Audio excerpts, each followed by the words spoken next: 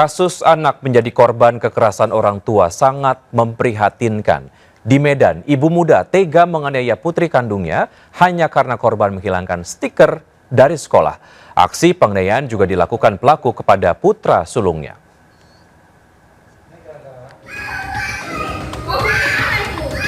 Dewi Tiffany Nisa tak bisa menahan emosi terhadap putri kandungnya, KGJ. Di rumah mereka di Komplek Pasar 1 Emas Medan, Sumatera Utara, terekam video pelaku menganiaya korban yang masih berusia 6 tahun. Tak hanya menarik tubuh korban dengan kasar, pelaku juga menganiaya korban menggunakan ikat pinggang. Meski korban menangis histeris dan meminta ampun, pelaku tak menggubrisnya.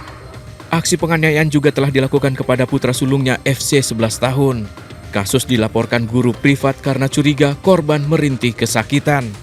Dua kakak beradik ini tinggal bersama pelaku pasca pelaku bercerai dengan ayah korban. Pengamanan terhadap anak tersebut langsung anggota langsung menjumpai orang tuanya yang ada di belakang, ya, dan ternyata hasil keterangan dari orang tuanya sudah sering dilakukan penganiayaan karena orang tuanya ini seorang.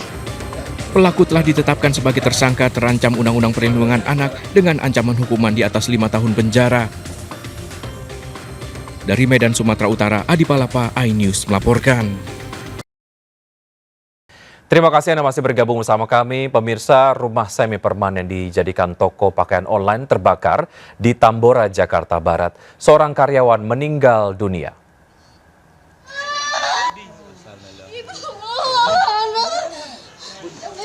Wanita ini jatuh pingsan saat mengetahui adiknya Aldi tewas dalam kebakaran di toko pakaian online di Jalan Tanah Serial, Tambora.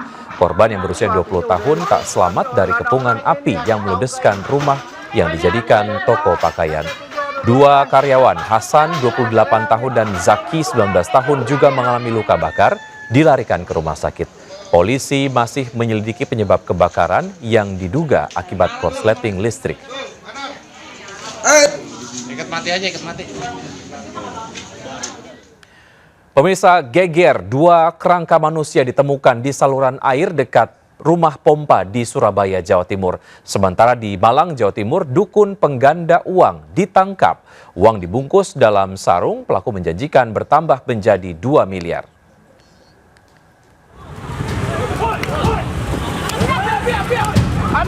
Penertiban pedagang kaki lima di kawasan wisata Purus Padang, Sumatera Barat berlangsung ricuh.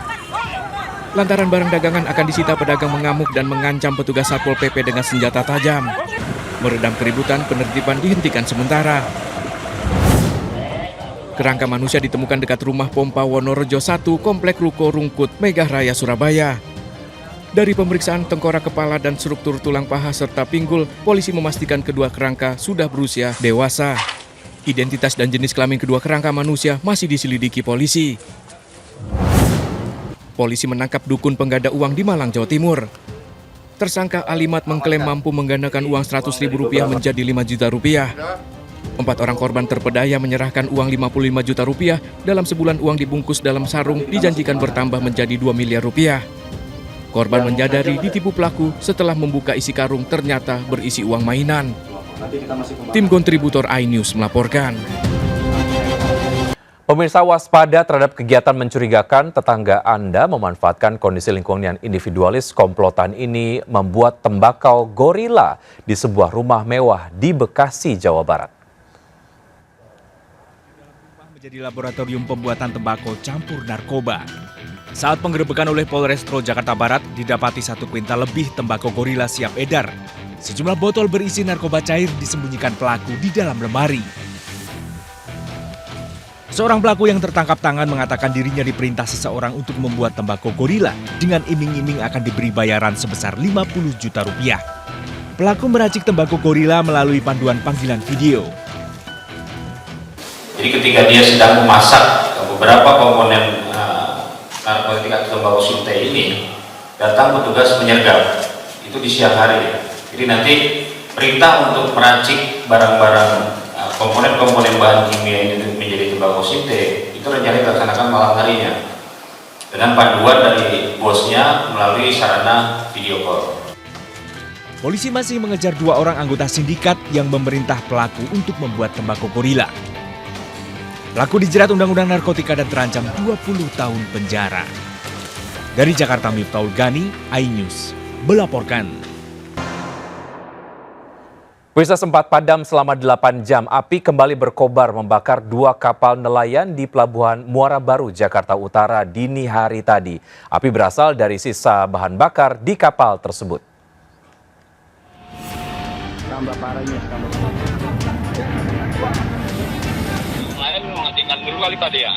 Api besar kembali berkobar membakar habis 2 kapal di Pelabuhan Muara Baru, Penjaringan, Jakarta Utara dini hari tadi. Petugas damkar kembali berjibaku memadamkan api.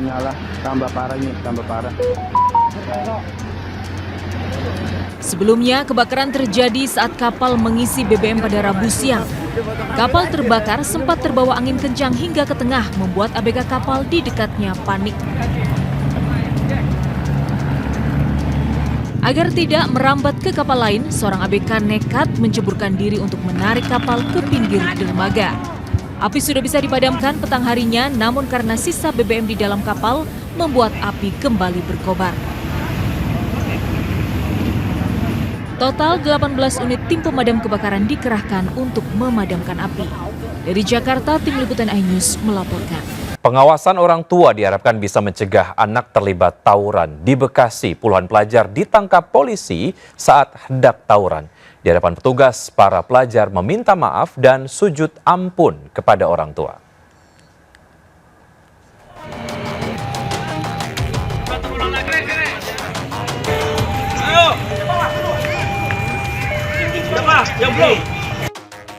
Tangis haru dan sujud meminta maaf dilakukan puluhan pelajar yang tertangkap saat akan tawuran di Kabupaten Bekasi, Jawa Barat.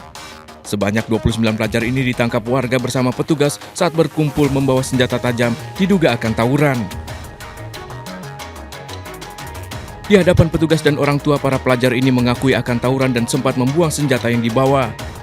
Mereka diduga akan melakukan tawuran dengan membawa beberapa barang benda tajam, dan karena dibantu oleh masyarakat digiring ke satu lokasi sehingga pada saat digiring itu mereka membuang senjata tajamnya.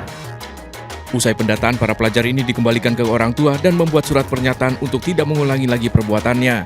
Para orang tuanya pun diminta lebih ketat untuk melakukan pengawasan terhadap anak-anak mereka.